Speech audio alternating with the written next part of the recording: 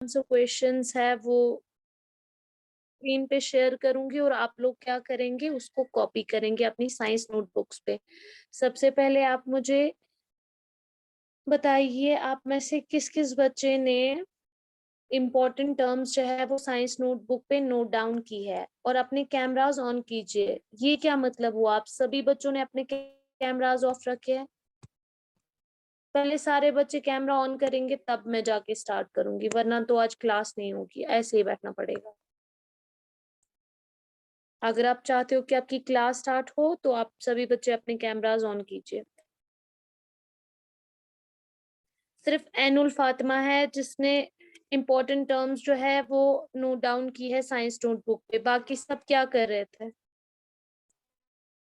राहिल शेख, आपने book work की जो मैंने कल पीडीएफ सेंड की थी, वो आपने की? जो पीडीएफ मैंने सेंड की थी।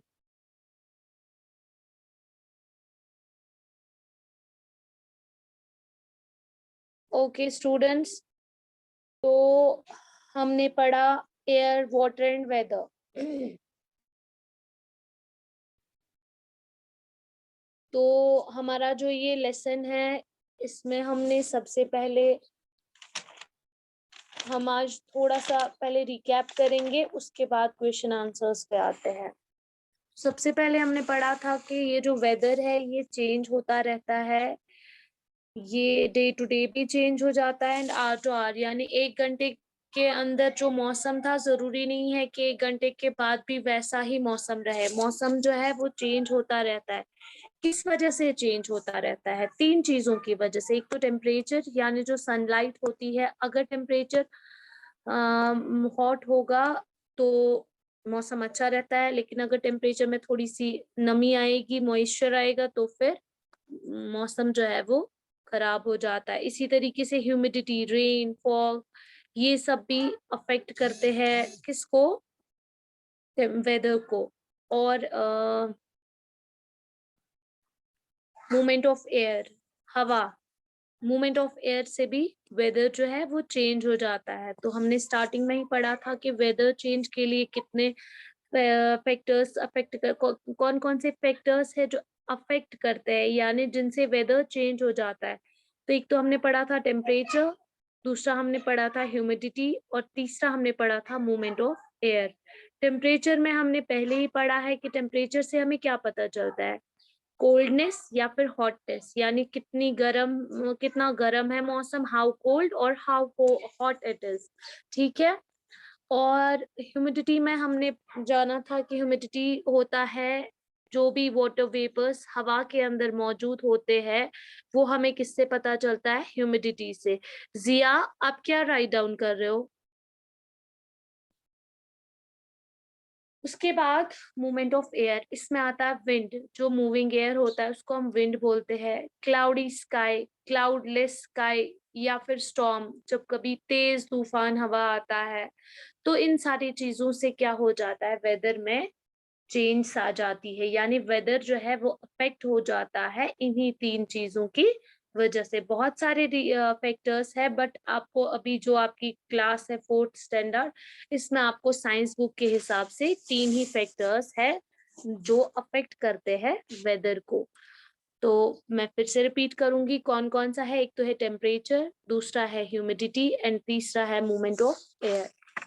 उसके बाद हमने पढ़ा था कि ये जो एयर है यानी हवा जो है, हम सबको पता है कि हमारे इर्द गिर्द हवा है। वी कैन फील इट, हम देख नहीं सकते हैं बट हम महसूस कर सकते हैं कि हमारे चारों तरफ जो है वो हवा मौजूद है। और फिर हमने पढ़ा था कि ये जो ब्लैंकेट होती है, मतलब अर्थ के इर्द गिर्द जो एक हवा की चादर बनी हुई है ना, जिसको हम बोलते हैं ब्लैंकेट ऑफ एयर, जो अर्थ के, आप सभी बच्चे शायद मेरी आवाज मतलब ना ध्यान नहीं दे रहे हो, टीचर जो आपको पढ़ा रहा है। जब मैं इसके बाद क्वेश्चनिंग पे आऊंगी ना, मुझे एक भी बच्चा नहीं चाहिए ऐसा जिसको आंसर पता ना हो, ना ही घुमा के आप आंसर्स देंगे, बिल्कुल स्ट्रेट जैसे मैं आपको सीधे समझा रही हूँ आसान लफ्जों में, बिल्कुल इसी तरीके से आपको भी वहां से जवाब देना है।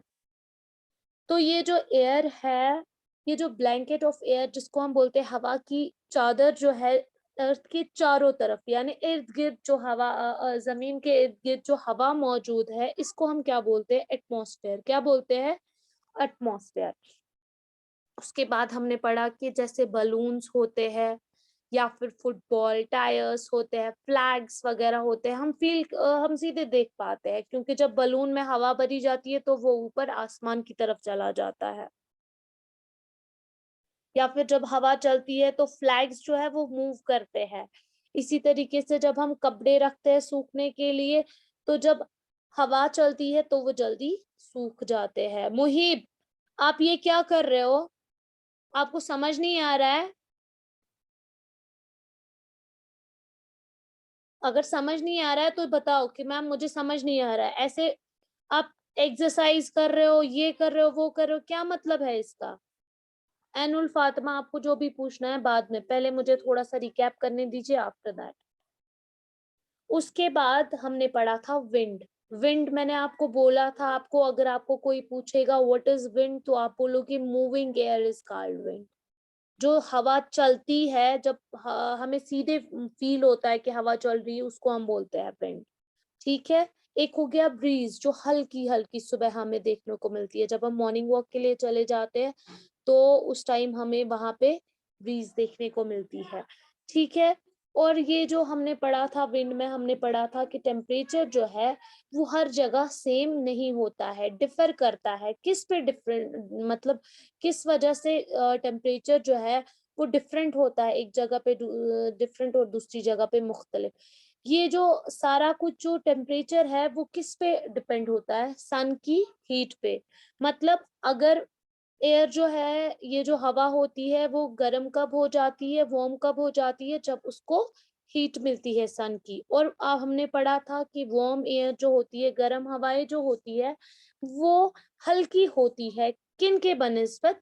कोल्ड एयर के बनिस्बत, क्योंकि कोल्ड एयर जो होती है वो थोड़ी हैवी होती है, ठंडी हवाएं थोड़ी भारी होती है और गर्म हवाएं हल्की होती है। फिर हमने पढ़ा था कि ये जो कूल एयर होती है सराउंडिंग्स में, ये मूव करती है ताकि ये अपनी जगह ले ले। किन की जगह ले सके? ये जो गर्म हवाएं होती है। और इसी मूवमेंट ऑफ एयर को हमने बोला था कि हम बोलते हैं विंड। ठीक है। उसके बाद हमने पढ़ा था लैंड ब्रीज और सी ब्रीज। तो लैंड ब्रीज में हमने क्या पढ़ा था और सी ब्रीज में हमने क्या पढ़ा था? सबसे पहले हमने पढ़ा था कि लैंड जो है, ये जो जमीन है, ये ज्यादा जल्दी हीट अप भी हो जाता है और जल्दी ही कूल भी हो जाता है, क्योंकि जितना तेजी से जमीन गर्म हो जाती है उतना ही तेजी से ये ठंडी भी हो जाती है। दिन में हम क्या देखते हैं कि जमीन जो है सन की हीट की वजह से जल्दी ही गर्म हो जाती है। फिर जो ठंडी हवाएं है वो दिन में कहाँ से आती है? समंदर से, सी से आती है। किसकी तरफ? लैंड की तरफ, जिसको हम बोलते हैं सी ब्रीज। क्या बोलते हैं? Sea breeze. और रात में जब ये जमीन जल्दी ही ठंडी हो जाती है, क्योंकि हमने जाना कि जमीन जो है, ये जो लैंड है, ये जल्दी ही हीट अप भी हो जाता है और जल्दी ही कूल भी हो जाता है। तो दिन में ये सन की हीट की वजह से जल्दी हीट अप हो गया, और रात जब आती है तो ये वाटर के बनिस्बत जल्दी ही कूल डाउन भी हो जाता है।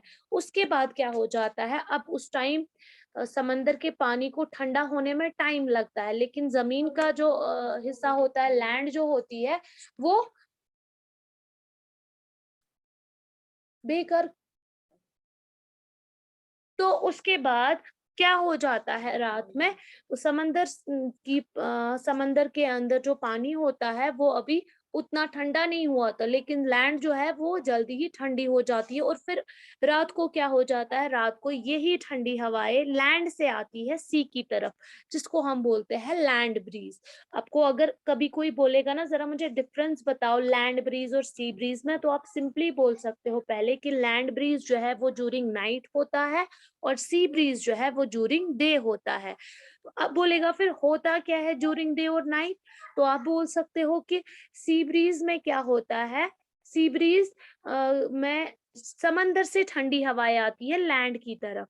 और लैंड ब्रीज में क्या हो जाता है? लैंड ब्रीज में लैंड से ठंडी हवाएं आती है सी की तरफ, इसीलिए इसका नाम पड़ा है लैंड ब्रीज और उसका नाम पड़ा है सी ब्रीज। फिर उसके बाद हमने पढ़ा था टेम्परेचर।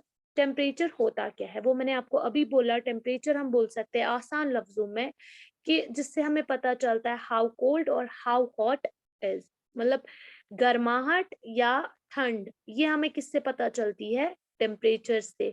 हम ऐसा भी बोल सकते हैं डिग्री ऑफ हॉटनेस और degree of coldness is called temperature. और आप लोगों को याद रखना है कि ज्यादातर टेम्परेचर जो है वो डिपेंड करता है कि सनलाइट यानी सन की हीट कितनी पहुंचेगी उस जगह पे, उसी पे डिपेंड करता है कि वहां का टेम्परेचर कैसा होगा। अगर सनलाइट ज्यादा पड़ती होगी वहां पे तो वहां पे टेम्परेचर जो है वो हॉट होगा। अगर सनलाइट वहां पे कम पड़ती होगी तो वहां का टेम्परेचर कोल्ड होगा। और आपको याद रखना है कि टेम्परेचर को हम मेजर कैसे करते हैं? डिग्री सेल्सियस में। और वो डिग्री सेल्सियस कैसे लिखा जाता है? छोटा सा एक सर्कल और कैपिटल सी। ठीक है। तो अगर आपको कभी कोई बोलेगा कि किसी जगह का टेम्परेचर 27 डिग्री सेल्सियस है, तो आप क्या बोलोगे? वहां पे ज्यादा गर्मी है। क्यों? क्योंकि टेम्परेचर क्या है? वो हाई है। अगर माइनस में होता तो वहां पे टेम्परेचर कूल होता। ठीक है। फिर उसके बाद हमने पढ़ा था वाटर। फिर हमने पढ़ा था कि वाटर जो है वो एग्जिस्ट करता है 3 फॉर्म्स में। कौन कौन? Solid, liquid and gas. Solid में क्या आता है? अगर आपको बोलना होगा नेचुरल चीजें सॉलिड में क्या आती है तो आप बोल सकते हो ग्लेशियर्स, आइस ब्रेक्स, ये जो बर्फ के पहाड़ है उनको हम बोल सकते हैं कि ये सॉलिड स्टेट ऑफ वाटर है। लेकिन नेचुरल में अगर आर्टिफिशियल में देना होगा तो आइस क्यूब्स जो हम फ्रिज में बनाते हैं, आइसक्रीम्स वगैरह जो होती है, दैट इज सॉलिड स्टेट, है ना वो सॉलिड स्टेट, क्योंकि वो आप टच कर सकते हो, खा सकते हो। तो ये जो अब आते हैं हम सेकंड जो हमारा फॉर्म है वाटर का, दैट इज लिक्विड। फर्स्ट है सॉलिड, दूसरा है लिक्विड, तीसरा है गैस। ठीक है। लिक्विड में अगर आपको नेचुरल बताना होगा कि नेचुरल कौन से स्टेट्स, मतलब नेचुरल एग्जांपल्स दीजिए मुझे, नेचर में कौन कौन सी ऐसी चीजें हैं जिनको हम as liquid state of water बता सकते हैं, तो रिवर्स है, लेक्स है, ये सारे किस में आते हैं? लिक्विड में, क्योंकि रिवर में पानी है, वो क्या है? वो लिक्विड है, हम पी सकते हैं वो। इसी तरीके से जूस है हमारा या पानी का ग्लास होता है, दैट इज लिक्विड स्टेट। ठीक है। उसके बाद अब आप बोलोगे फिर गैसेस फॉर्म क्या है? गैस में कैसे चेंज हो जाता है, मतलब वाटर जो है वो लिक्विड से गैस में कैसे चेंज हो जाता है? जब हम पानी को गर्म करते हैं ना, कभी आपने देखा है, कभी जब हम बॉईल करते हैं वाटर को, तो जब हम उसको बॉईल करते हैं ना, तो जब उसमें उबाल आ जाती है तो इस पूरे ग्रैकांश ना आसान, आप लोगों ने देखा होगा, तो जो बहवा था वो जो वेपर्स बनते हैं ना, वही बन जाता है गैस। ठीक है। उसी को हम बोलते हैं गैसेस फॉर्म। और इस प्रोसेस को क्या बोलते हैं जिसमें हो जाता है वाटर, मतलब लिक्विड में चेंज, उसको हम बोलते हैं, मतलब कौन से, लेकिन जब हीटिंग के जरिए हम क्या करते हैं, वाटर को करते हैं, लिक्विड को करते हैं change into gas by heating. ठीक है। ऑन हीटिंग में लिक्विड गैस में कैसे चेंज हो जाता है? By the process of boiling. ठीक है। उसके बाद हमने पढ़ा था कि कंडेंसेशन क्या होता है। कंडेंसेशन, कंडेंसेशन में हो जाते हैं ये जो वाटर होता है वो चेंज, वाटर जो वेपर्स होते हैं वो चेंज हो जाते हैं लिक्विड में। कंडेंसेशन में क्या हो जाता है? वाटर वेपर्स चेंज हो जाते हैं इनटू लिक्विड। और उसके बाद हमने पढ़ा था ह्यूमिडिटी। ह्यूमिडिटी आपको पता है, मैंने पहले भी बोला है, ह्यूमिडिटी होता है वाटर वेपर्स का जो अमाउंट है ना एयर में। अगर आपको मतलब मैं आसान लफ्जों में बोलूं कि मॉइस्चर का पता हमें चलता है कि हवा में कितना मॉइस्चर है, कितने वाटर वेपर्स प्रेजेंट है हवा के अंदर, ये हमें किससे पता चलते हैं? ह्यूमिडिटी से। ठीक है। इवापोरेशन हमने पहले ही पढ़ा है। इसमें क्या हो जाता है? लिक्विड जो है वो वाटर वेपर्स में चेंज हो जाता है। एक हो गया बॉइलिंग प्रोसेस, दूसरा हो गया इवापोरेशन। आपको ये याद रखना है, बॉइलिंग में भी चेंज हो जाता है लिक्विड गैस में। लेकिन उस टाइम पे क्या होता है? उस टाइम पे हम क्या करते हैं? हम हीटिंग के जरिए क्या करते हैं? वाटर को चेंज करते हैं इनटू गैस। लेकिन ये जो इवापोरेशन का प्रोसेस है इसमें लिक्विड मतलब हीटिंग का चेंज ये नहीं होता है। उसमें क्या हो जाता है, सन की हीट जो उसे मिलती है ना, एक हो गया जो हम गैस स्टोव पे हीटिंग करते हैं, दूसरा होता है सन की हीट जो उसे मिलती है। The process by which liquid water change into water vapours is called evaporation, उसको हम बोलते हैं इवापरेशन। और आपको पता होना चाहिए 70%, यानी 100% अगर अर्थ है तो उसमें 70% जो है अर्थ का यानी जमीन का 70% हिस्सा जो है वो किससे कवर्ड है, वाटर से। और जब हीटिंग होती है तो वाटर किस में चेंज हो जाता है, इनटू वाटर वेपर्स। और आपको याद रखना है कि बॉइलिंग जो है वो खाली ऑन हीटिंग हो जाता है, लेकिन इवापरेशन वाला प्रोसेस जो है वो विदाउट हीटिंग भी हो सकता है, ठीक है। कंडेंसेशन मैंने पहले ही आपको बोला, वाटर वेपर्स चेंज हो जाते हैं into water, that is called condensation. उसके बाद हमने क्या पढ़ा था, वाटर साइकिल के रिगार्डिंग। वाटर साइकिल में होता क्या है, तो सबसे पहले मैंने आपको बोला था वाटर साइकिल होता है, कंटिन्यूअस मूवमेंट होती है वाटर की, किसके बीच, नेचर के अंदर कंटिन्यूअस मूवमेंट जो होती रहती है वाटर की in nature, that is called water cycle. और वाटर साइकिल में क्या होता है, सबसे पहले जो होता है सनलाइट जो है वो पड़ती है वाटर बॉडीज पे, जैसे रिवर्स है, लेक्स है, उन पे सनलाइट जब पड़ती है तो वो जो वाटर उनके अंदर होता है वो इवेपरेट हो जाता है, इवेपरेट हो जाता है, यानी वाटर बॉडीज से वो चला जाता है एटमॉस्फेयर की तरफ। वहां पे जब वो कूल हो जाता है तो उसको बन जाते हैं वाटर ड्रॉपलेट्स, यानी इसी वाटर वेपर को क्या बन जाते हैं, वाटर ड्रॉपलेट्स। और उन वाटर ड्रॉपलेट्स से क्या बनते हैं, क्लाउड्स। और फिर जब यही क्लाउड्स हैवी हो जाते हैं तो वो रेन या स्नो की शक्ल में, या फिर हेल स्टॉर्म की शक्ल में, ड्यू की शक्ल में, फ्रॉस्ट की शक्ल में, या फॉग की शक्ल में जमीन पे वापस आ जाते हैं। और आपको याद रखना है कि वाटर साइकिल का जो प्रोसेस है वो सनलाइट से स्टार्ट होता है, क्योंकि सनलाइट जब पड़ती है तभी वाटर बॉडीज में जो वाटर होता है वो इवेपरेट होके ऊपर एयर में चला जाता है। वहां पे उन वाटर वेपर्स को क्या हो जाता है, वो कंडेंस हो जाते हैं वाटर ड्रॉपलेट्स में, जिनसे क्लाउड्स बनते हैं। और फिर यही क्लाउड्स जब हैवी हो जाते हैं तो रेन या स्नो की शक्ल में जमीन पे वो वापस आ जाते हैं। इस तरीके से ये जो प्रोसेस है ये चलता रहता है, ठीक है। उसके बाद हमने पढ़ा था कि जमीन पे ये जो चीजें पड़ती है ना, कोई भी चीज हो, चाहे देव हो, फ्रॉस्ट हो, फॉग हो, स्नो हो, हेल स्टॉर्म हो या रेन हो, दिस इज कॉल्ड पर्सपिटेशन, ठीक है। पर्सपिटेशन क्या होता है, any kind of weather condition where something is falling from the sky, जब जहाँ पे क्या होता है कि आसमान से कोई भी चीज जो गिरती है जमीन की तरफ, उस कंडीशन को हम बोलते हैं, उस काइंड ऑफ वेदर को हम बोलते हैं प्रेसिपिटेशन। इसमें सबसे पहले हमने ड्यू पढ़ा, यानी जिसको हम शबनम बोलते हैं। तो उसमें हमने पढ़ा कि ये ड्यू होता क्या है, ये स्मॉल से वाटर ड्रॉपलेट्स होते हैं जो कहाँ पे हमें दिखाई देते हैं, अपीयर ऑन थिन ऑब्जेक्ट्स। जो पतले पतले ऑब्जेक्ट्स होते हैं वो हमें मॉर्निंग में इनके ऊपर क्या दिखता है, हमें दिखता है ड्यू। ज्यादातर ड्यू हमें कब दिखता है, जब विंटर में कोल्ड डेज होते हैं, तो उस टाइम हम ड्यू, ये जो शबनम होते हैं, शबनम के कतरे होते हैं, वो या तो ग्रास पे देखते हैं या फिर पत्तों के ये ना सॉरी लीव्स के ऊपर, पेड़ के पत्तों के ऊपर, ठीक है। इसमें होता क्या है ड्यू में, देखो बच्चे, जब रात हो जाती है तो ये जो लैंड होता है, हमने पढ़ा कि रात को जमीन जो है वो ठंडी पड़ जाती है, तो ये जो वाटर वेपर्स होते हैं हवा के अंदर वो कंडेंस हो जाते हैं, यानी वो वाटर वेपर्स की शक्ल में कहाँ पे पहुंच जाते हैं, ऑन द ग्रास, ठीक है।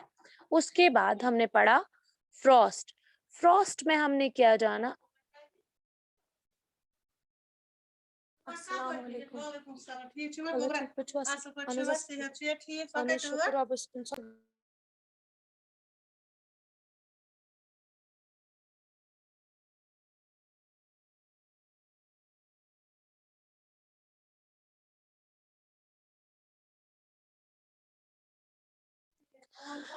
तो ये जो फ्रॉस्ट होता है, इसमें क्या होता है, अगर आपको पहले पता ना होगा कि फ्रॉस्ट होता क्या है। फ्रॉस्ट जो होते हैं वो आइस क्रिस्टल्स होते हैं, या कशर पर शिशुर छवाना, ठीक है।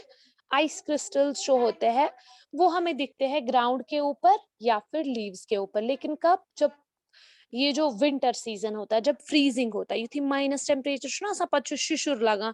हमने इस विंटर क्या देखा कि दरिया भी जम गया, देखा ना ऐसा कुछ ना कि डल लेक को स्लोग मुता तो शिशुर मन्युम, ठीक है।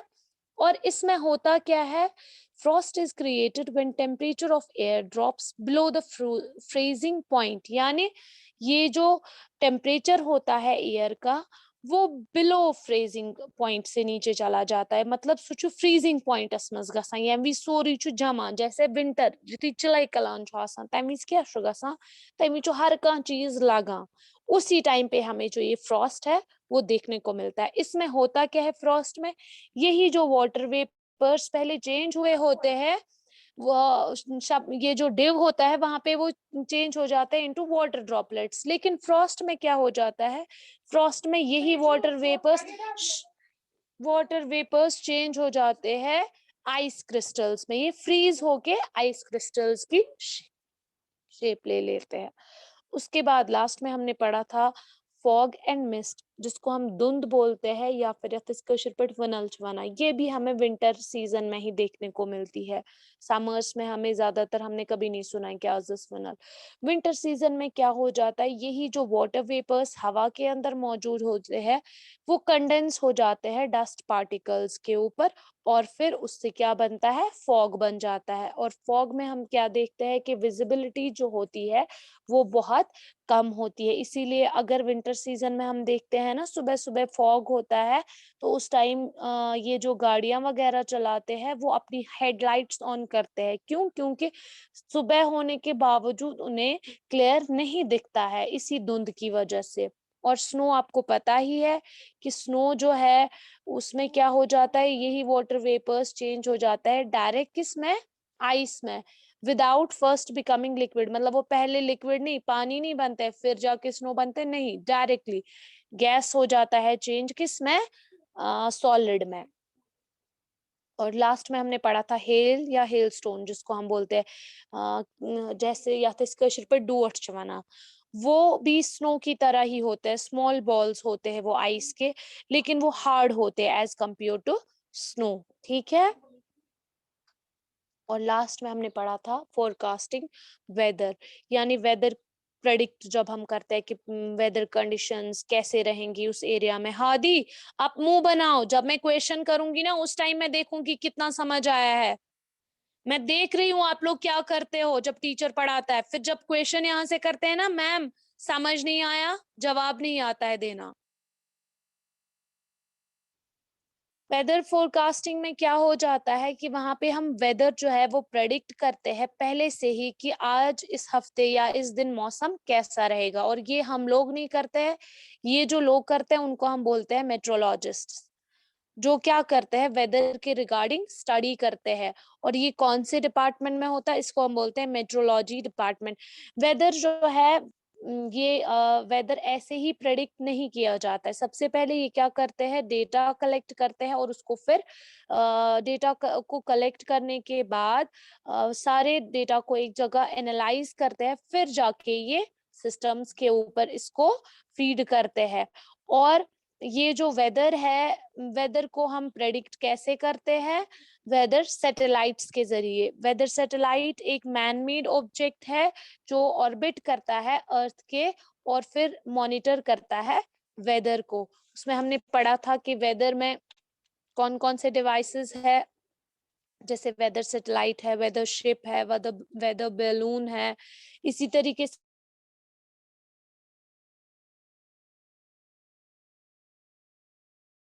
पढ़ा था कि कुछ इंस्ट्रूमेंट्स भी होते, for example thermometers and barometers, ठीक है। तो ये हो गया हमारे लेसन का रिवीजन। अब मैं आपको स्क्रीन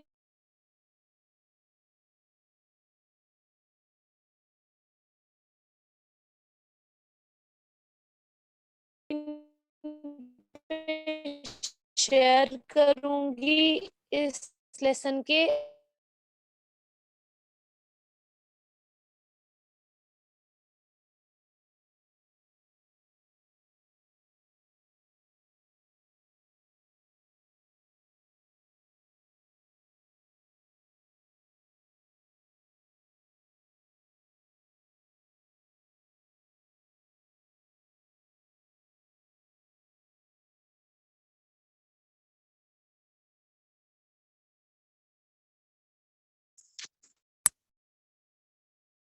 स्टूडेंट्स, आप अपनी साइंस नोटबुक्स निकालिए। अब सबसे पहले मैं स्क्रीन पे शेयर करूंगी, आप लोग ये कॉपी कीजिए।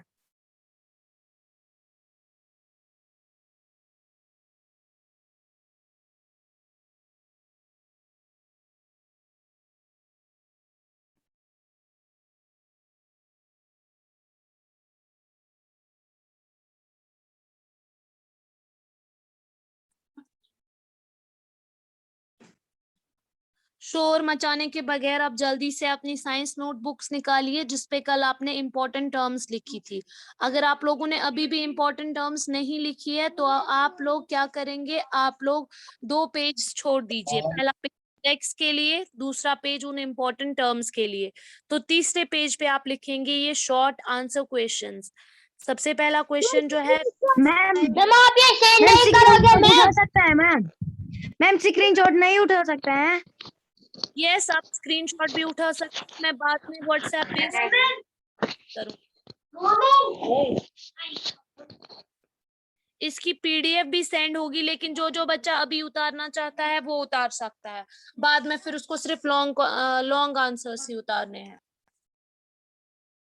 पहला जो क्वेश्चन है that is what is whether.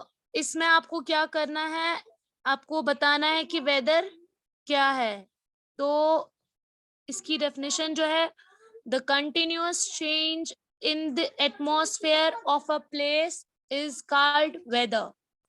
उसके बाद सेकंड क्वेश्चन है व्हाट इज ह्यूमिडिटी।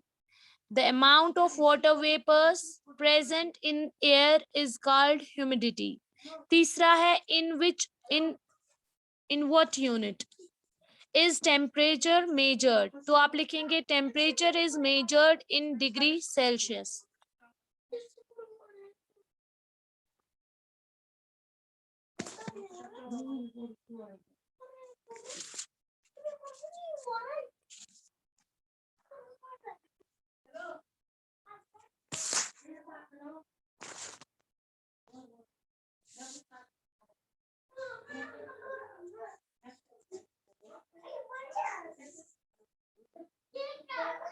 स्टूडेंट्स आप ये क्वेश्चंस लिखिए।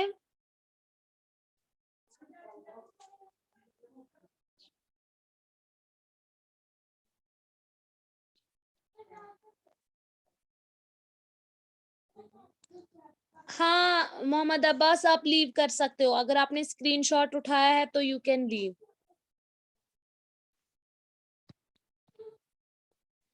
कल इसके लॉन्ग आंसर्स मैं आपको दिखाऊंगी, लेकिन लॉन्ग आंसर्स दिखाने से पहले जितना भी आज मैंने आपको फिर से रिकैप किया इस लेसन का, उसके रिगार्डिंग पहले मैं क्वेश्चंस पूछूंगी। जिस बच्चे को आएगा सिर्फ उस बच्चे को मैं दिखाऊंगी।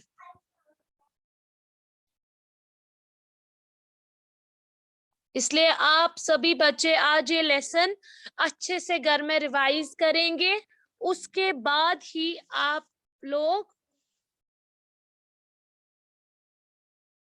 लोगों से कल मैं क्वेश्चंस पुट करूंगी। मैं क्वेश्चंस पूछूंगी और आप लोग जवाब देंगे। इसलिए आज आप अच्छे से ध्यान से पढ़िएगा घर में इस लेसन को।